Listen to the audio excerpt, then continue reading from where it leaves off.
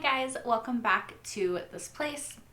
If you are new, welcome here for the very first time. I'm Carmen, this is Loki, that's Dean, and we are going to be watching the Razor film for Battlestar Galactica.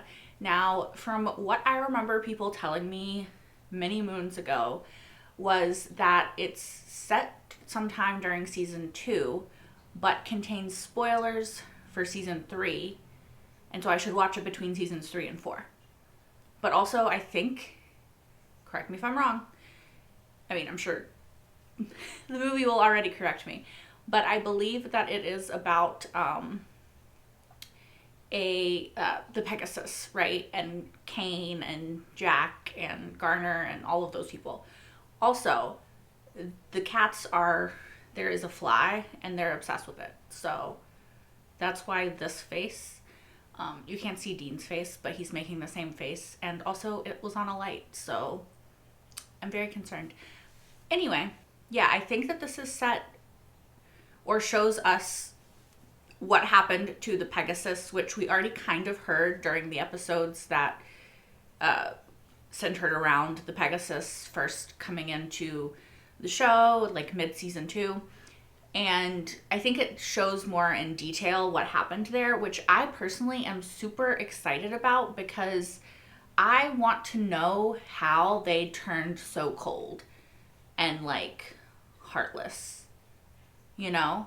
Like they did some really messed up things and they were willing to do some pretty messed up things. And I want to see like the psychology of how they got to that place, right? So if that's what this is about, which I think it is, I'm excited. If not, then I'm excited to see what it's about because like it's a movie and it's Battlestar and I don't know. I'm just ready to watch it. Hopefully all of that was not, talking BS and it's actually related to those things, but we'll see. I did go over my notes real quick for mid-season 2 around when like Kane and Jack and all of them were, hanging out and doing stuff so that I could refresh, their names, like what happened. And also towards the end of season 2, because I feel like I remember a comment saying something about it pertaining to the end of season 2.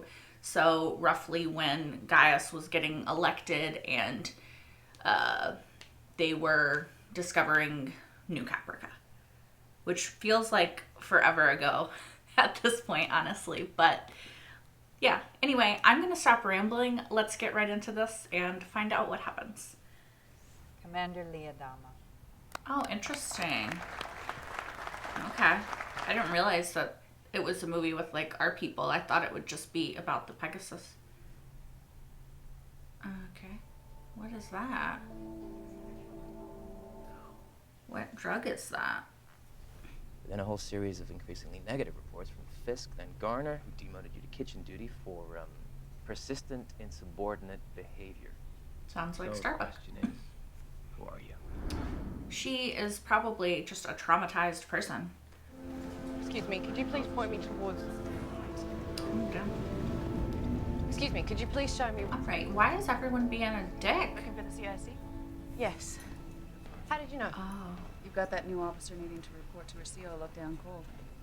Welcome to Pegasus, Lieutenant. Interesting. So I wonder if this 6 knows that she's a 6 and like she knows everything that she's gonna do already, or if she was like a sleeper cell right now, like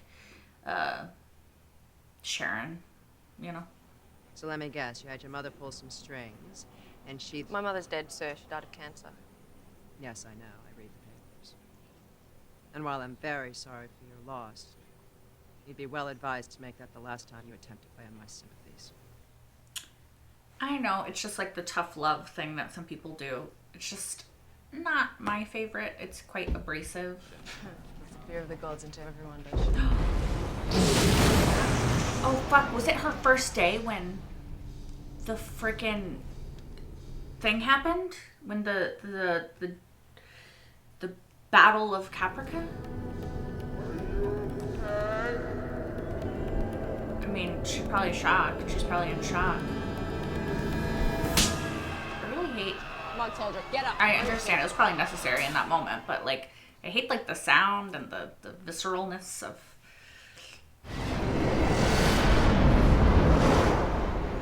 Who am I?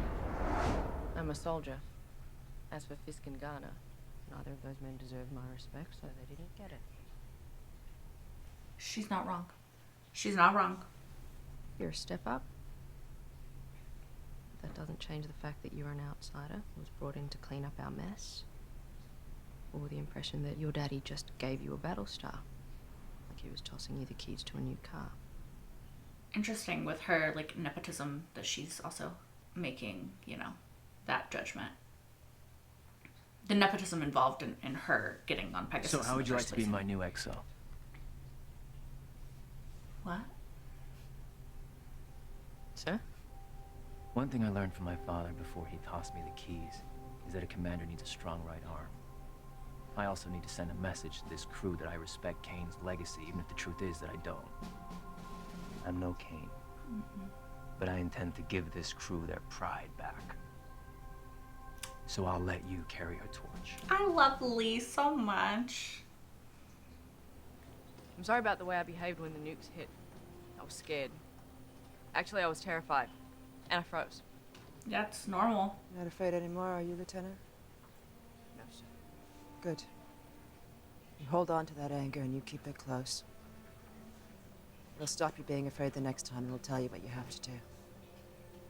I mean, I think fear is Lieutenant. okay as long as you still act, right? Like, I don't think you have to turn that fear into anger. I can't imagine. Did she look at 723 faces? Like, War is our imperative. okay.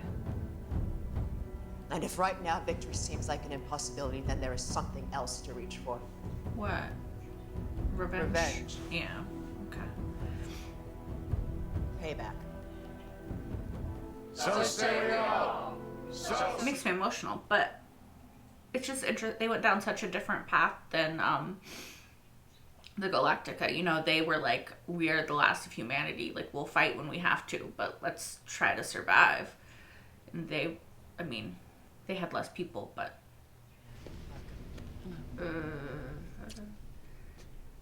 Gentlemen, I'd like you to meet Miss Gina Inviere. Miss Inviere and Lieutenant Shaw have been working very closely. Are they together? Six has a strategy for getting with humans, you know, or to get to humans. But I don't want any of you for one moment to think that I would ever risk lives or resources in some mad quest for revenge.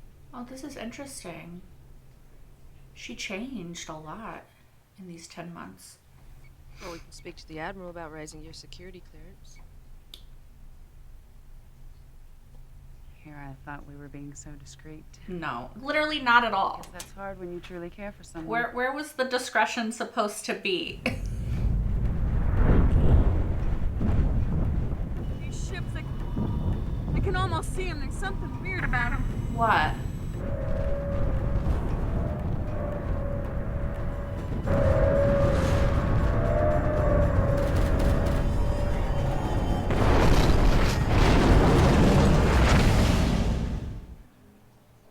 What the hell? There's a lot of jamming going on out there, but I'm reading 15 full squadrons of raiders, sir. They must have jumped. What? 15 squadrons. Scramble the reserves. Order them to provide cover while Blue attacks the target. What? They'll be outnumbered 4 to 1. Yeah. Sir, a squadron of raiders is broken off and are now inbound. Activate defensive batteries. They are You just said you didn't want to sacrifice any lives, What more proof do we need that this is a trap? right? All more reason to launch everything we've got. Is it? Sir, I cannot in good conscience obey them. Is this when she kills him? Because I feel like I remember that happened. Mr. Bilson, give me your side. Surely not.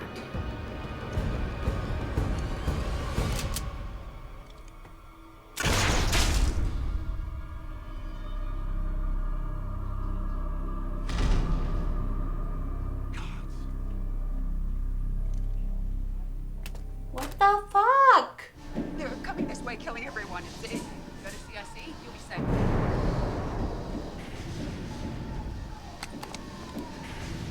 I wonder when they realize that she's Cylon. Okay, it's right then. It's right then. It's that exact moment right there. What the fuck? Oh, they don't know yet though. About them being human. Okay. But that's probably when she realizes. Get that thing off my bridge. Yes, sir. The Cylons were pretty stupid if you think about it, to like send in a 6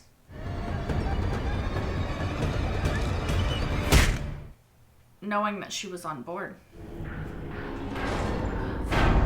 Was it still moving?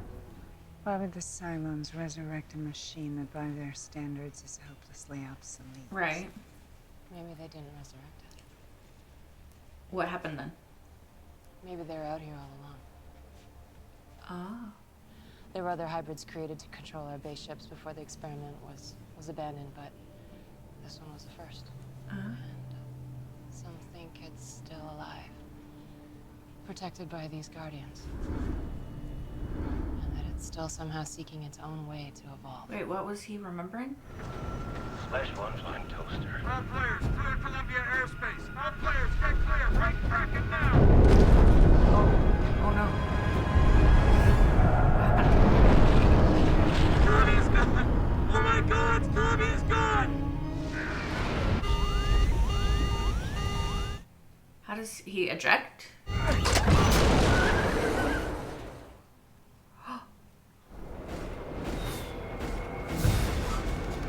Oh my God. Come on, motherfucker.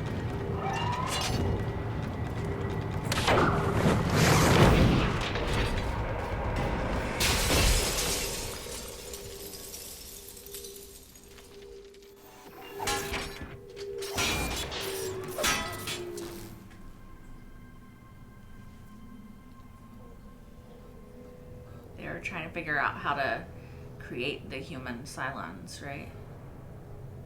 Is that the hybrid? Help us. They left us here. Don't leave us here, please.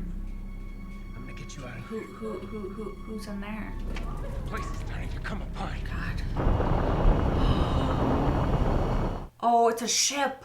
Oh fuck. Go! Go! Save yourself! Go! Oscar, the war is over. What? Galactica, repeat! The war is over. An armistice was just signed. Activate your beacon and we'll send you to the starboard. Oh wow. Husker, respond. He escaped. Before they signed the armistice. So they signed the armistice when he was on the planet. You said you wanted to send a message to this ship's crew about respecting Kane's legacy. I am Kane's legacy. I'm alive because of the choices she made. So is everyone else on this ship. Tell you something else? Okay. Kane wouldn't have blinked twice at this plan. She knew that you don't win battles, never mind wars, without risking lives. You don't just sacrifice lives either, though. Lieutenant Thorne. Oh, that fucking bitch. Degradation. Fear. Shame. I want you to really test its limits. All right, Be as creative as you feel you need to be. man. Yes, sir. I hate both of them, honestly. Like, that's disgusting. That's disgusting. I get that she is, you know, knowing what he chooses to do with what she tells him to do is like, what really, fucked up. It's fucked up. It's fucked up. We're adding some of your people to our crew. So, What about the rest of the you're people? gonna decide just like that who lives and who dies? We'll make whatever accommodations we can, but you have to understand. We're at war. Military needs must take priority. This is so fucked up. This is so fucked up. This is so fucked up. I don't understand. They're Women and they're gonna children take what they want and innocent people. and leave us to fend for ourselves. No, they're gonna kill you.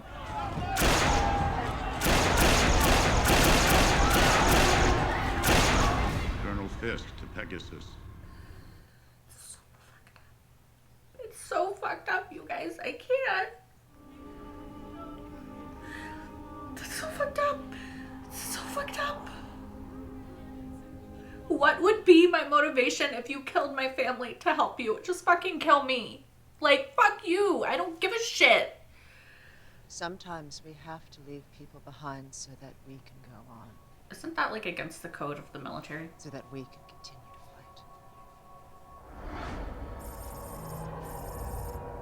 fight. Okay, so this is gonna be her running.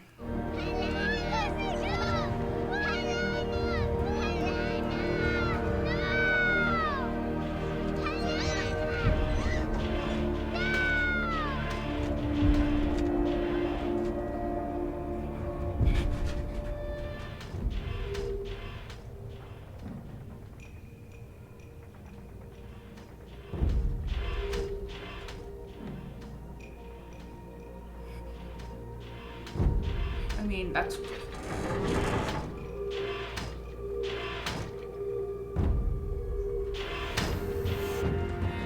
the armistice, right? The armistice was reached. Yesterday, you showed me that you are capable of setting aside your fear, setting aside your hesitation. Setting aside her humanity, you mean? And even your revulsion. Her humanity. Every natural inhibition that during battle can mean the difference between life and death.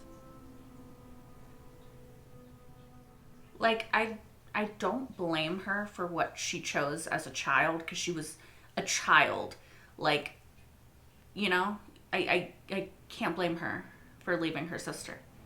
You asked me fear, anger. Two sides of the same coin. You gotta let go of both.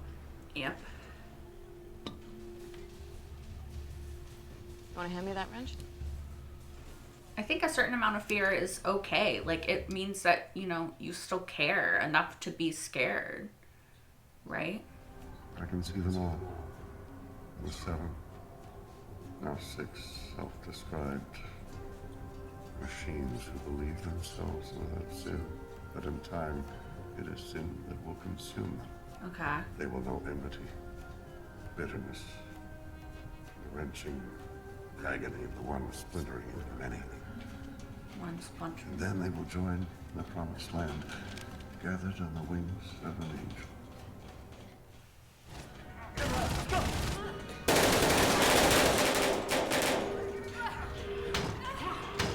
Oh no. Man down! They got the silver! They got the silver! She's gonna kill him. Yep.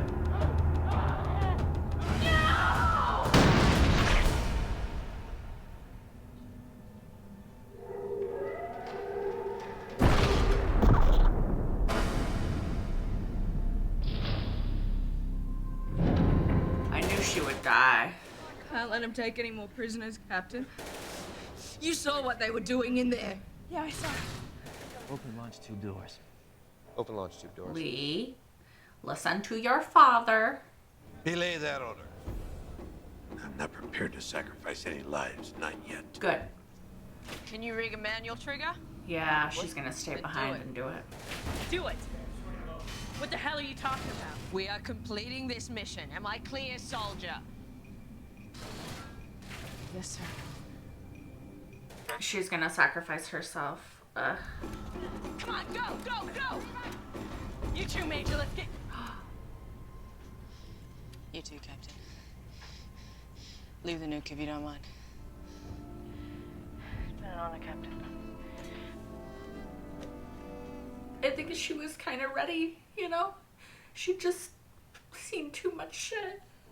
Come in, Major. I've been waiting for you for a long time. Oh, fuck. I was not expecting. Kara Thrace will lead the human race to its end. Excuse me? She is the herald of the apocalypse, the harbinger of death. What? They must not follow her.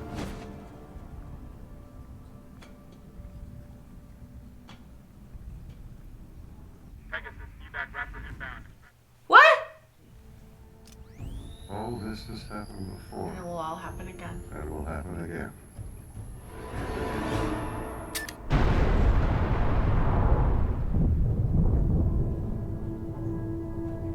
You guys, look, I know that Starbuck is a Cylon, but like, does she know that leading the humans to Earth is bad? Like, does she know that? Like, she presumably died and came back, but like what the fuck? What the fuck? What the fuck? The mother fracker keeps trying to get me killed. Well, you ever think you might deserve it? Oh, speak for yourself, Lee. I have a destiny. I had my palm read by a Cylon, remember? A destiny, right. You better believe it. So I guess you are stuck with me till the end. I gotta go break in your new keg. She does. Sir. Have a destiny. I wonder if nobody's gonna talk about the fact that she was like, I got a warning about Starbuck. Like, no, like we're just pretending that Shaw never said that. Okay, so I have a lot of notes. There was a lot of jumping around and a lot of information in this episode, and it all makes sense, or not episode, movie. And I like it. I don't know that there's huge spoilers, I would say, for season 3 or anything. The only thing I will say is the Starbuck leading them to destruction thing. It would have made her return in Crossroads Part 2 a lot more ominous. It would have probably made me think that she was a Cylon, to be honest, a lot sooner. So I'm glad that I watched it now. Although I do think that it is really illuminating for just the Pegasus and the crew of the Pegasus and why they might have become the people that they became. As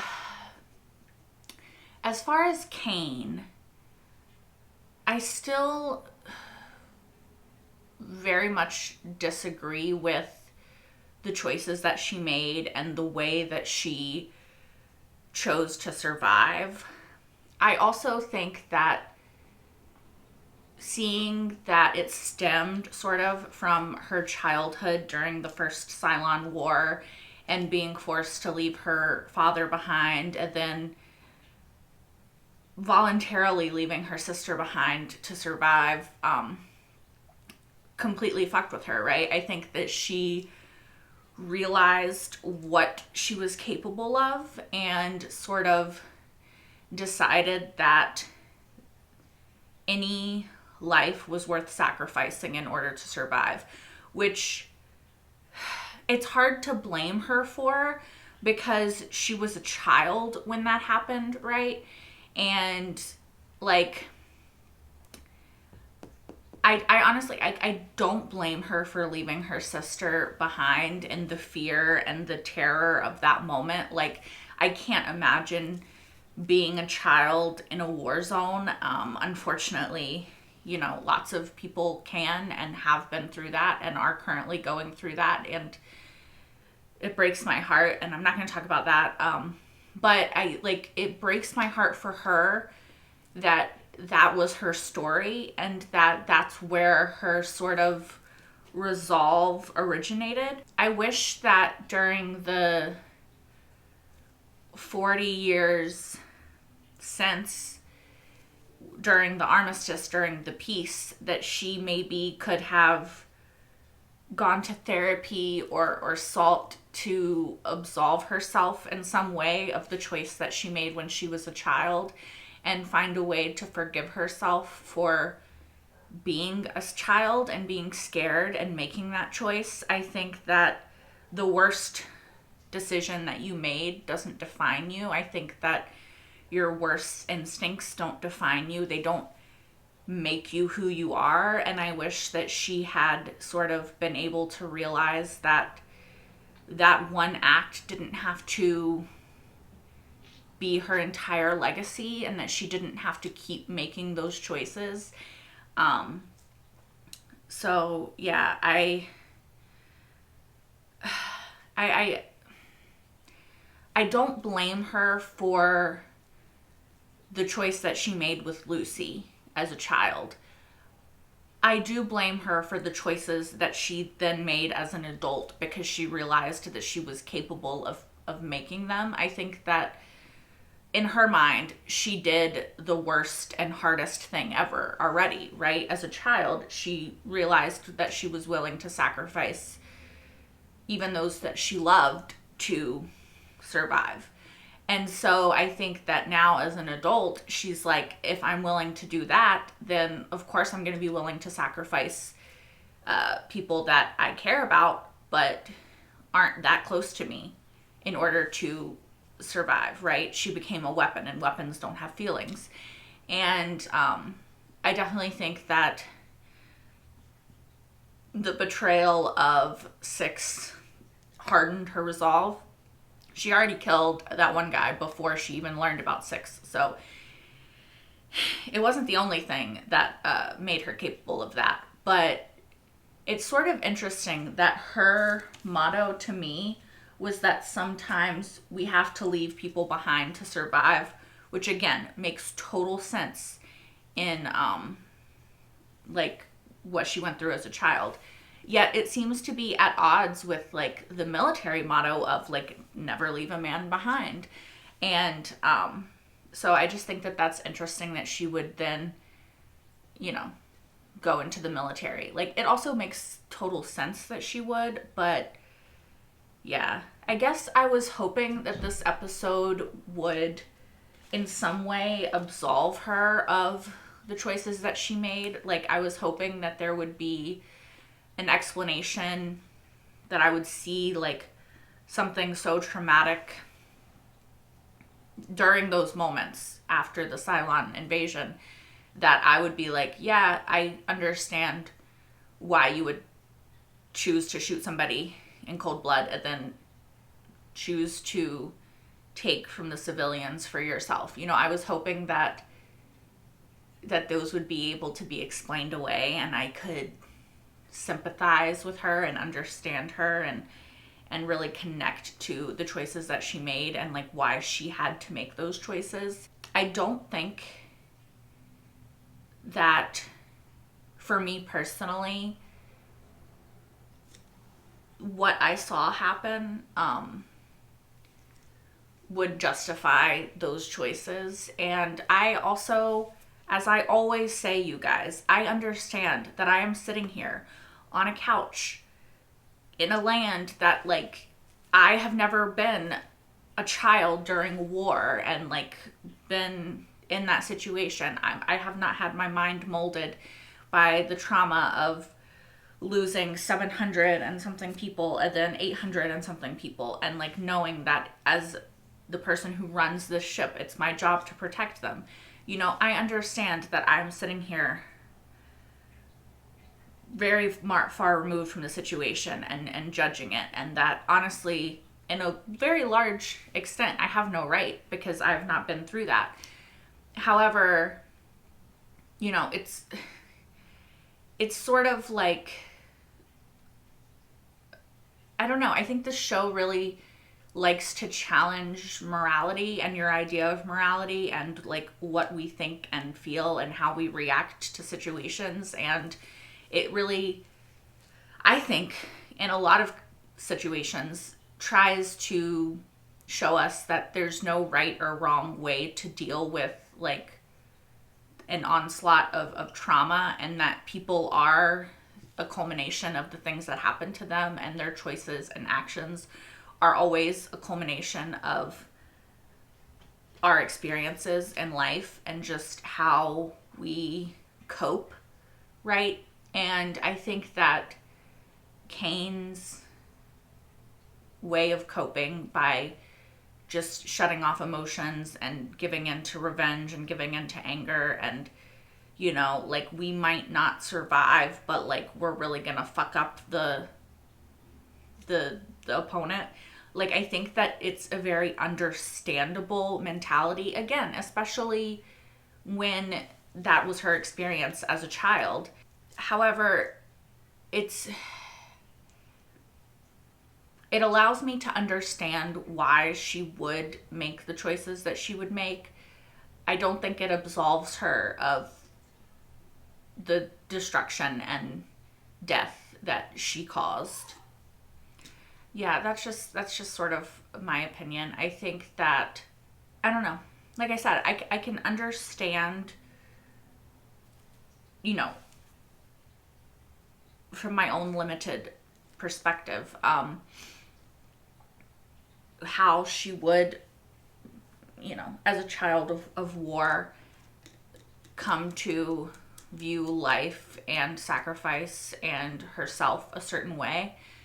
But I don't know. She made some very, very fucked up choices and decisions, and I think that it's fair for me to say that those are really fucked up choices and decisions, and also understand that I have no idea how I would react in her situation given what happened to her in her life.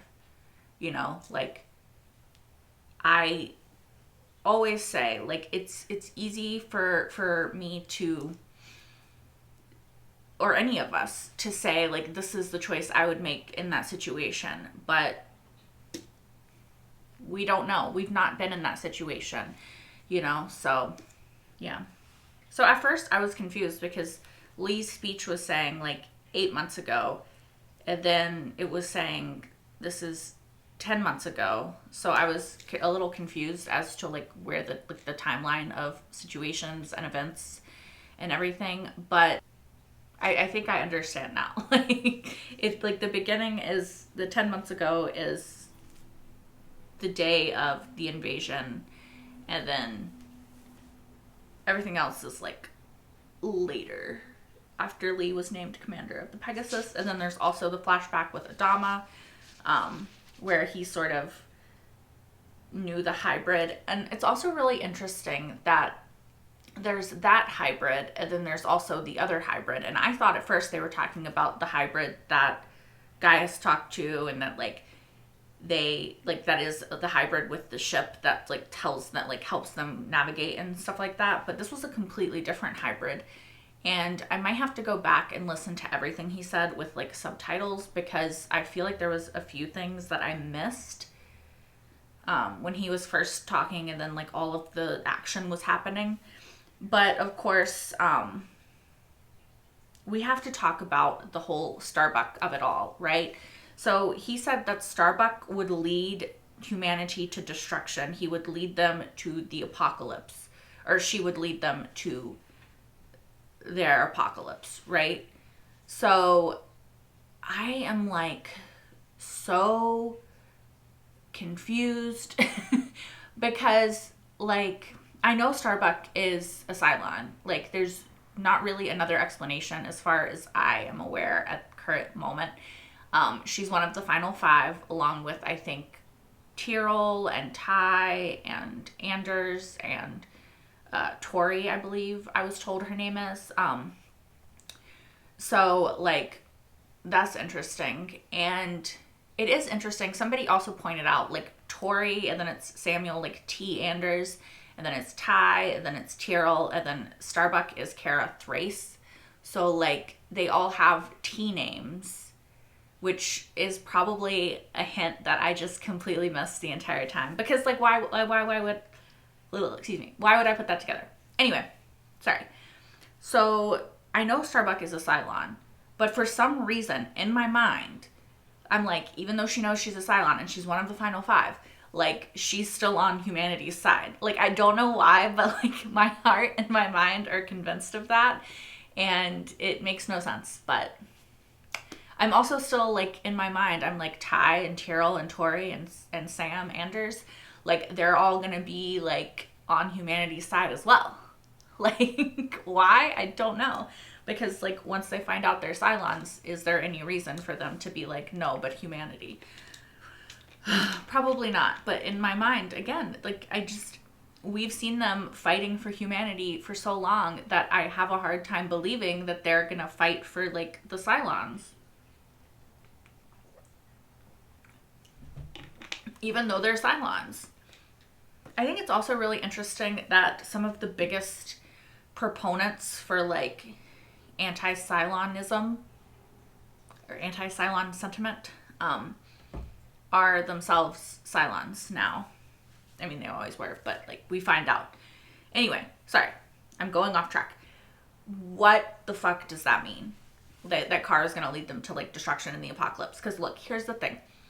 Here's the thing, you guys. I am invested now. I'm so invested in humanity surviving, right? Now, whether that means that they survive, like, the future of humanity is, like, hybridization with the Cylons, possibly, like Hera, that I think would be okay, but, like, I don't want humanity to die. Like, we have followed them for so fucking long, and, like, if in the end humanity does not survive, like, that is going to be so devastating.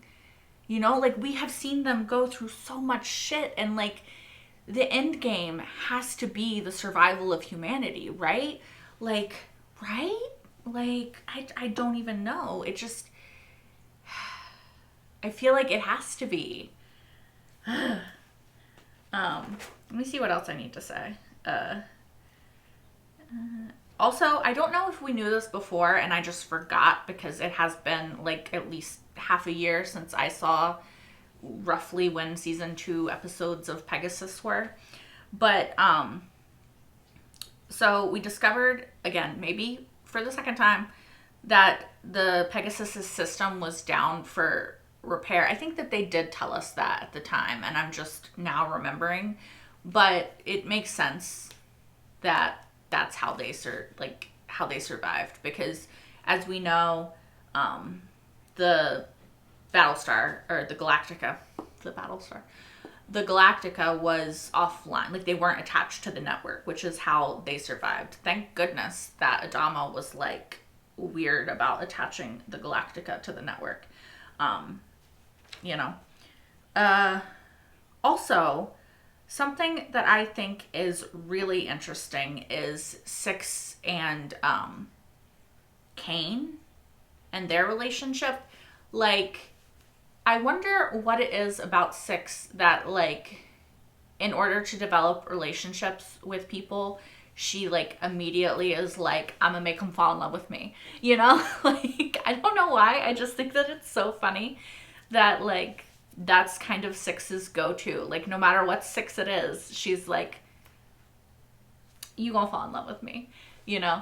And I don't know why I think that's funny. I just do. Like, I don't know. I'm also curious if Six, that version of Six, that iteration that, you know, is now gone because, you know, she did the whole nuclear thing,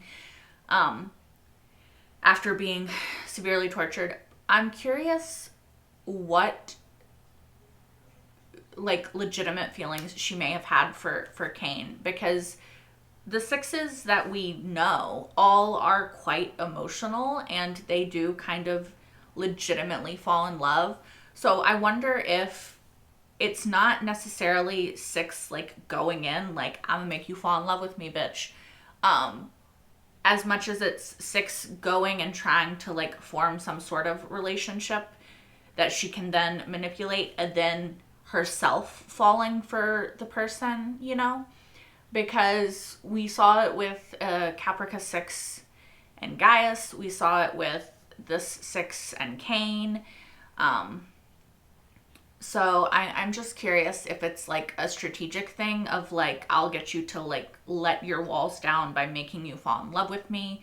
Or if it's just sort of born of Six's sort of emotional state and just really enjoying interacting with humanity and really tapping into that emotional side of herself.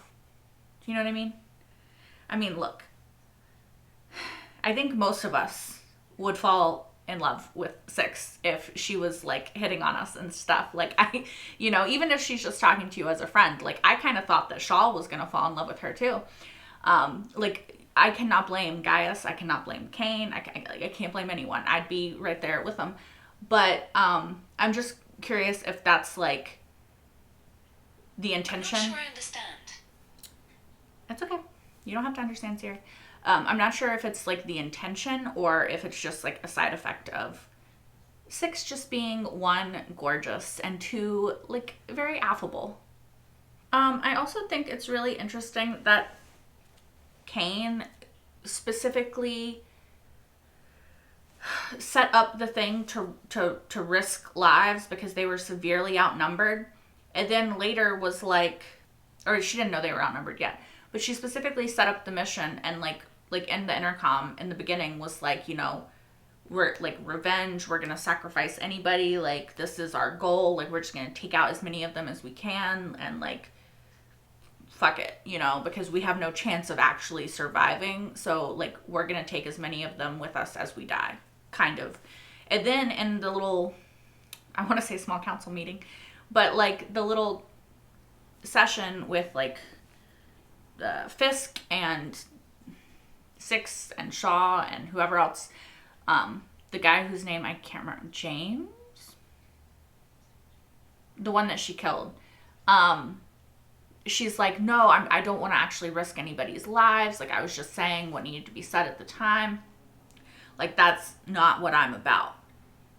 And then at the first chance to like prove that she didn't want to risk people's lives, she was like, nah, I'm gonna kill you and I'm gonna risk all these people, they're probably gonna die too, and like if you dare to question me, you will also die. Like I don't understand what happened in those moments. Like I'm not sure what changed, if she actually didn't want to sacrifice lives or if she just wasn't ready to be like, I will kill anybody who stands in my way yet. Like I'm just confused. I don't know if it has to do with her like looking at the one dead person and then feeling like, well, not the one, all the dead people, but like she was looking at that specific person's face, I don't know if it has anything to do with that, and then she was like remorseful, and then she was like contemplative, and then when push came to shove, she was like, I know who the fuck I am, and I am willing to sacrifice these people to survive. I'm not really sure. Like I feel like it was a bit confusing to me to have that sort of jarring jumps of like, yes, we will sacrifice people, sort of like we'll do whatever it takes to get revenge, which is like the Kane that we knew when we watched Battlestar for the first time, and then her to like switch and be like, have that intimate sort of moment with Six and be soft and vulnerable, and then to just immediately switch from that to like, nah, I'm gonna fucking kill you, and we knew that it happened because of what we heard from Fisk in like 210, 211, 212, that general area, when we first met the Pegasus. Like we heard what she did, but I was hoping again that there would be explanations and that she wouldn't just jump to like straight murder, which she did. One of my notes is just, why did the Cylons? And like I didn't finish writing, so I have no idea. Why did the Cylons? Why, Samuel? One is Bonsai Ty. Just a random question. Husker is Adama. It was during the first Cylon War. It's really interesting that Adama like saw that and like stuck his hand in the goo and then had like the visions and all the horrific really, really horrific torture shit that he witnessed for them to create this hybrid. And then like, it's just interesting that it was Adama. Sorry, I was just thinking like about the hybrid, but it's just interesting that it was Adama that was the one who happened to like go to the planet and see all that shit, and then he's also the one that survived later. I mean, it's not like it's so strange it happened, because as the Cylons always say, all of this has happened before and it's all going to happen again. So it's all like very much like predestined, right? At least the Cylons sort of make you think that everything is predestined, and like everything sort of exists in this loop of like time repeating itself, and like maybe it didn't all happen exactly the same way, but like humanity and Cylons are going in cycles, so it's all happening before and again and simultaneously, right? Does that make any sense? Maybe not. I'm also watching Dark, so time is a circle. That's all I gotta say. It's also really interesting that Adama was there when the armistice, why did I say that so weird? When the armistice was reached, and like at the same time on Toron, Kane was, you know, dealing with all of that stuff right when the armistice was reached as well. So I just think it's an interesting sort of perspectives of like where they were during the war and then where they were during the moment of peace.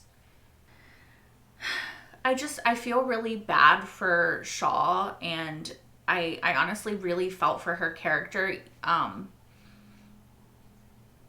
think that they made her very likable. Like, I was kind of hoping, like, oh, we'll see her in season 4, then I'll be like, I know you. Sadly, that did not happen. But I really enjoyed her journey, and it's sad because she's like, oh, I'm just going to use this as a stepping stone, and then, like, this is my ultimate plan, and then, you know, she's just, like, stuck there forever. But, I mean, she would have died on Caprica if not for being on the Pegasus, so it is what it is. But, yeah, I don't know. I think that they did a really good job of making her very compelling and making you really sympathize with her, even though she sort of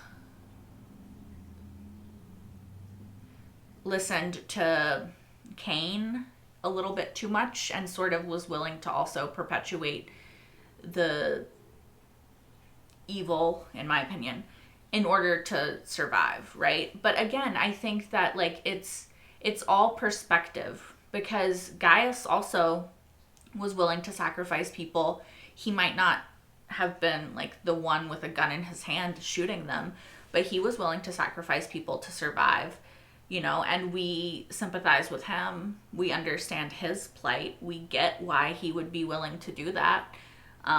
So I think it's all like a matter of perspective and how you feel about the character and stuff. Now, I think that he's a lot more like Shaw in the, I don't know. It's not really fair to compare them because they have very different experiences. I was just saying like a character who is willing to sacrifice other characters in order to survive. Now, I think that Shaw was doing it from a place of like, this is an order. She had a little bit of Stockholm syndrome. She was a little bit in shock. Like they, you know, she, like this was for her, like her first experience of all of that stuff. And the person in command told her like, pack away your emotions, just be angry, survive. And I think that that's what she did. So, I don't know. It's complicated. As always, I fucking hate Thorne, and he's evil. Straight out. That's just my opinion of him. I don't care that he was ordered to do what he did. He did it. You know what I mean? Nah, wouldn't be me. Okay, also, like, okay, the thing is, she's like, shoot their families to get them to comply. Would not work. Because if you're gonna kill my fucking family, then, like, I would die. I would die before working for you and doing what you wanted me to do. You know? Like, I don't understand how that would motivate people to listen to you. Because I would be like, you killed the people I love. Fuck you, fuck you, fuck you. kill me, bitch, before I serve under you, you know? But maybe if she only killed like one family member and then left the other one alive, you would do whatever it took to ensure that that person stayed alive, you know? I'm just, I don't know. That part very, very much pissed me off, as I'm sure you guys saw. I'm trying to like look at what the old man said from what I wrote down. He said enemies now joined as one, the 7, now 6 self-described machines, 1 splintering to the many, gathered on wings. So, wings of an angel. I assume that might be like, the way that I saw that, like, or I heard that, having seen the season 3 finale, is gathered on wings of an angel. The angel is Starbuck, because she's dead and then came back to show them the way to Earth, which again, now we know could be really fucking bad. But not an end, but a beginning. So yeah. Also, I'm just curious, because I said this a little bit, like, I understand Shaw's choice at the end. You know, she wanted absolution. She wanted forgiveness. She felt like sacrificing herself to save those people was her penance for the lives that she kind of sacrificed before. I totally understand her character. Really loved her character, honestly. Kind of sad that she's not going to be joining us in the future. But speaking of Starbuck and leading them back, and then the old man saying, you know, the shit about Starbuck leading them to the doom, the apocalypse, all that stuff. One, she was able to say to Adama and Lee and everybody that was on that little bridge that could hear, that Starbuck was, what did she say?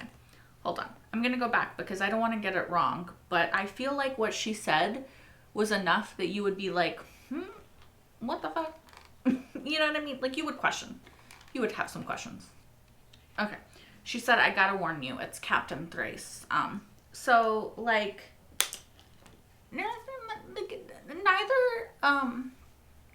nobody, like, Adama or Lee wasn't like, that's kind of fucking weird. What do you mean? What about, Thrace? What about Starbuck? You know, what are you warning me about? Like, warning.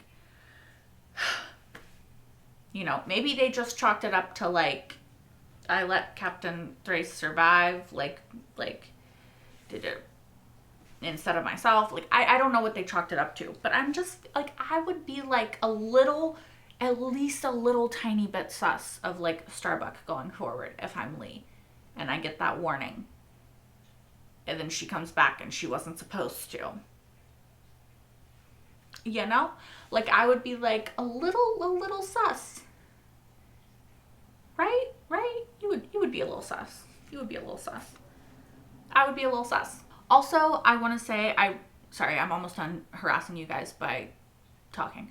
I just want to say that I also really enjoyed Lee and Adama's sort of conversation about